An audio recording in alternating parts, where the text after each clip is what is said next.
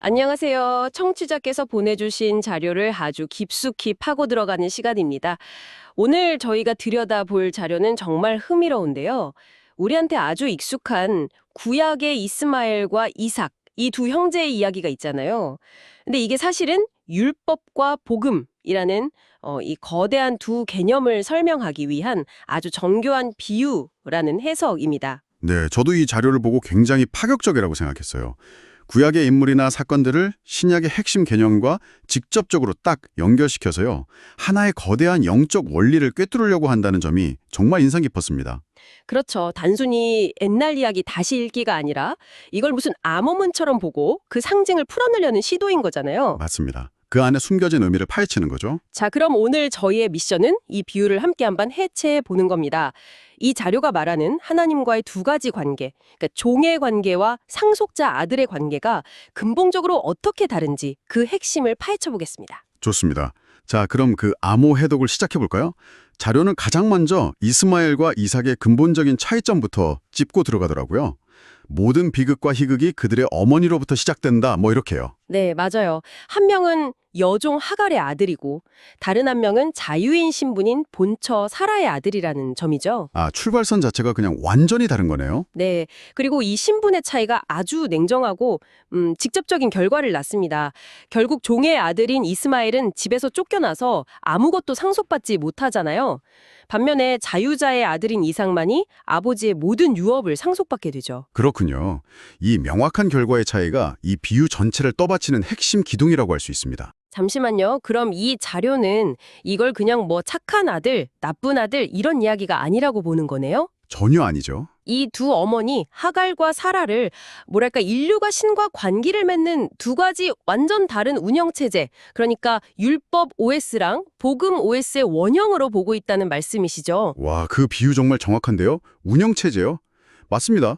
바로 그 지점에서부터 본격적인 상징 연결이 시작됩니다. 네. 잔류가 지시하는 비유 구조를 명확하게 정리해보면 이렇습니다. 먼저 여종인 하갈. 이 하갈은 신의 산을 상징하고요. 신의 산에서 율법을 받은 모세로 이어지면서 이게 곧 율법이라는 시스템을 대표하게 되는 거죠. 아, 하갈 신의 산, 모세, 율법 이렇게 한 라인이군요. 네. 그리고 이 율법 아래에 있는 상태를 종의 영이라고 부르는 겁니다. 그렇군요. 종의 영. 그럼 반대표는요? 반대로 자유자인 사라는 하늘의 예루살렘, 즉 천국을 상징하고요.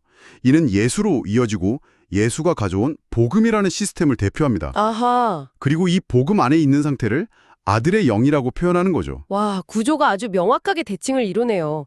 종의 영과 아들의 영이라. 종의 영이라는 게 혹시 이런 느낌일까요? 회사에서 사규는 달달 외우고 칼같이 지키는데 정작 그 규칙이 왜 필요한지, 회사가 어디로 가는지 그 주인의 마음은 전혀 모르는 그런 직원 같은 상태요? 아주 적절한 비유입니다. 규칙은 지키지만 마음은 통하지 않는 상태. 이 자료가 바로 그걸 지적하고 있어요.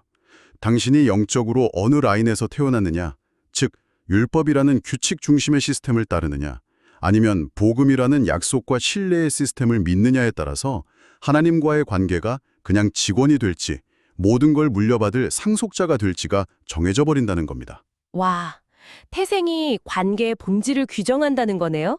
아주 강력한 주장인데요. 그렇죠. 알겠습니다. 태생부터 종과 아들로 운명이 갈렸다는 건데 여기서 좀 궁금한 게 생겨요. 어차피 율법이든 복음이든 둘 다 같은 하나님에게서 나온 거 아닌가요? 네, 그렇죠. 그런데 왜 결과가 이렇게 극과 극으로 달라지는 거죠? 이 자료는 그 이유를 메시지 자체가 아니라 메신저에서 찾고 있더라고요. 이 부분이 정말 흥미로웠어요. 바로 그 점이 이 해석의 두 번째 핵심입니다. 자료는 율법과 복음을 전달한 전달자의 격이 달랐다고 지적해요. 율법의 전달자는 모세였죠. 그런데 자료는 모세가 시내산에서 율법을 직접 받은 게 아니라 천사를 통해 받았다는 점을 구체적으로 강조합니다. 아, 중간에 전달자가 하나 더 있었군요. 천사. 그렇죠. 그리고 천사 역시 하나님의 피조물이자 종의 신분입니다. 결국 종을 통해 종이 율법을 받은 셈이죠. 아하. 그래서 이 자료는 율법을 종의 영이라고 부르는 겁니다. 종을 통해 받은 메시지니까요. 그래서 율법의 주된 목적은 그 자체가 최종 목적지가 아니라 사람들 스스로 내 힘으로는 이 규칙을 다 지킬 수가 없구나, 나는 죄인이구나 라는 걸 깨닫게 하는 거울 역할에 있다고 설명합니다. 그 부분이 좀 궁금한데요. 율법의 목적이 단지 너는 죄인이야 라고 알려주는 거울 역할뿐이라면 너무 소극적인 기능 아닌가요? 수천 년간 지켜온 율법을 그저 예수에게 가기 위한 디딤돌 정도로만 해석하는 건, 이 자료에 상당히 과감한 주장이네요. 과감하죠. 하지만 이 해석의 논리는 아주 일관됩니다. 반면에 예수의 경우는 완전히 다르다고 봐요. 자료는 예수가 아버지의 품속에서 직접 진리와 복음을 받았다고 강조합니다. 중간 전달자가 없군요. 네, 없는 거죠. 아버지가 아들에게 직접 모든 것을 알려준 겁니다. 그래서 복음은 아들의 영이라고 불립니다. 아들이 직접 아버지에게서 받은 메시지니까요. 와, 여기서부터는 정말 생각지도 못한 방향으로 가네요.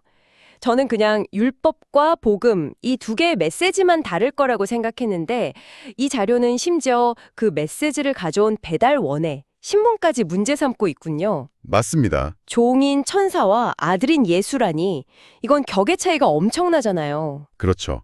이 자료는 전달자의 신분이 메시지의 본질과 그것을 받는 사람의 운명까지 완전히 바꾼다고 주장하는 겁니다. 똑같은 하나님에게서 나온 말씀이라도 누구를 통해 받느냐에 따라서 그것을 받은 당신이 하나님의 종이 될 수도 아들이 될 수도 있다는 논리예요. 와, 경로가 결과까지 바꾼다는 점, 그게 정말 핵심이네요. 네, 메시지의 출처뿐만 아니라 그 경로까지 아주 중요하게 보는 시각이죠. 알겠습니다. 그럼 이 거대한 비유를 이제 개인의 삶에 한번 적용해 봐야 할 것 같은데요. 결국 나는 종인가 아들인가 이 질문으로 돌아올 텐데 이 자료가 아브라함의 이름이 바뀌는 과정을 통해서 그 해답의 실마리, 그러니까 OS 전환 방법을 제시하고 있죠. 맞습니다. 아브람이 아브라함으로 변하는 과정이 바로 종의 상태에서 아들의 상태로 넘어가는 개인의 여정을 상징한다고 봅니다. 이 부분이 굉장히 구체적인데요. 시간 순서를 한번 짚어볼 필요가 있어요. 네, 한번 보죠. 먼저 아브람은 86세에 자신의 육체의 힘으로 여종 하갈을 통해 아들 이스마엘을 낳습니다. 이거의 율법 OS 아래에서의 첫 번째 결과물이군요. 그렇습니다. 그리고 무려 13년이라는 긴 시간이 흐른 뒤에요. 99세가 되었을 때 하나님이 나타나서 그의 이름을 아브람에서 아브라함으로 바꿔주시고 할례를 명하시죠. 13년이요? 네. 이 상징적인 사건이 있은 후에야 비로소 아브람은 100세의 약속의 아들 이삭을 얻게 됩니다. 13년 만에요. 86세에 첫 아들을 낳고 99세까지 기다린 거잖아요. 그 13년 동안은 아무 일도 없었던 것처럼 보이는데 요즘 말로 하면 그야말로 존버네요. 그 기다림의 시간이 곧 자신의 힘을 빼는 과정이었다. 이렇게 보는 거군요. 바로 그겁니다. 이 과정에 담긴 상징적 의미를 자료의 시각에서 해석해보면 명확해져요. 아브람이었을 때 그의 이름의 뜻은 존귀한 아버지입니다. 이때 그는 하나님을 스스로 존재하는 창조주 여호와 정도로 아는 단계였어요. 아, 이 단계에서는 자신의 노력, 즉 육체의 힘으로 아들 이스마엘을 낳았죠. 율법 아래서 자기 의를 쌓으려는 상태를 비유하는 겁니다. 하지만 아브람으로 이름이 바뀐 후에는 완전히 다른 국면으로 접어드는군요. 그렇죠. 아브람은 열국의 아버지, 그러니까 많은 무리의 아버지라는 뜻이거든요. 이때 그는 하나님을 단순히 창조주가 아니라 불가능을 가능케 하시는 구세주 여호와로 아는 새로운 단계에 들어섭니다. 네. 여기서 이름의 변경과 할례는 자신의 한계를 인정하고 완전히 방향을 트는 회개를 상징해요. 이런 근본적인 변화를 겪은 후에야 약속의 아들, 즉 성령으로 잉태된 아들 이삭을 얻게 된다는 겁니다. 육체의 노력이 아니라 전적인 믿음과 약속의 결과물이라는 거군요. 네, 자료는 이삭이라는 이름의 뜻이 웃음, 즉 진정한 기쁨을 주는 아들이라는 점도 특별히 강조하고요. 이 지점에서 마음의 할례라는 표현이 나오더라고요. 이게 굉장히 상징적인데 자료에서 말하는 이 진정한 회개는 단순히 잘못했습니다라고 말하는 걸 넘어서는 의미겠죠. 뭐랄까, 가치관이나 삶의 방향 자체를 완전히 바꾸는 일종의 정체성 수술 같은 개념으로 설명하나요? 네, 정확히 그렇습니다. 정체성 수술이라는 표현이 딱 맞네요.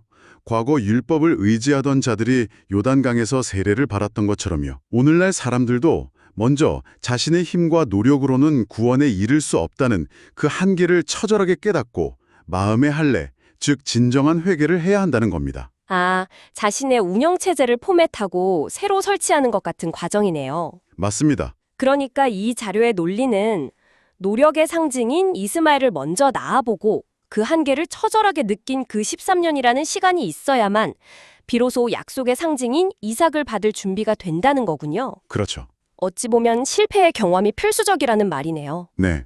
그 회개의 과정을 거친 후에야 비로소 예수의 진리, 즉 복음을 받아들여 약속의 아들이 될 수 있다는 설명으로 이어집니다. 자신의 힘으로 무언가를 이루려던 아브라함의 상태에서 하나님의 약속을 믿고 따르는 아브라함의 상태로 변화해야 한다는 거죠. 여기서 자료의 핵심 비유인 몽학선생이라는 개념이 다시 한번 강조되는군요. 맞습니다.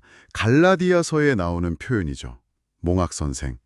율법의 역할은 그 자체가 목적지가 아니라 우리를 예수 그리스도 앞으로 인도하는 초등교사나 가정교사와 같다는 겁니다. 아, 초등교사요? 네, 너는 스스로의 힘으로는 안 돼. 너에게는 구원자가 필요해. 라고 끊임없이 알려주는 역할이죠.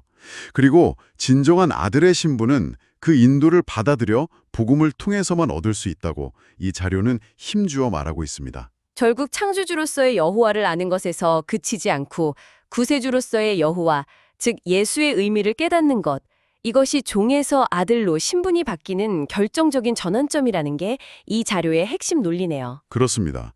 자료는 여호와라는 이름의 뜻이 스스로 존재하는 자, 즉 창조주의 속성을 나타낸다면 예수라는 이름의 뜻은 여호와는 구원자시다 라는 의미라고 설명하면서 이 두 단계를 명확히 구분하고 있어요. 창조주를 아는 단계에서 구원자를 아는 단계로 넘어가야 비로소 아들이 된다. 네, 바로 그겁니다. 오늘은 이스마엘과 이삭이라는 두 형제의 이야기에서 시작해서 율법을 통한 종의 길과 복음을 통한 아들의 길이라는 아주 심오한 영적 비유를 탐구해봤습니다.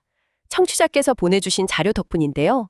한편의 익숙한 이야기가 이렇게 다층적인 상징으로 재해석될 수 있다는 점이 정말 인상 깊습니다. 네, 오늘 나눈 핵심적인 상징 관계들을 다시 한번 정리해보면 이렇습니다. 여종 하갈과 자유자 사라, 그리고 율법을 전달한 종의 신분인 천사와 복음을 직접 가져온 아들 예수, 또 육체의 아들을 낳은 아브라함에서 약속의 아들을 얻은 아브라함으로의 변화까지.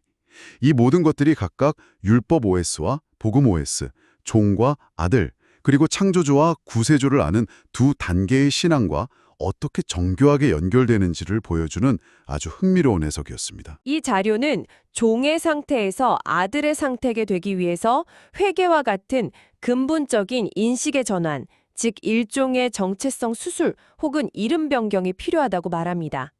여기서 청취자분께 생각해볼 질문을 하나 남기면서 마무리할까 합니다.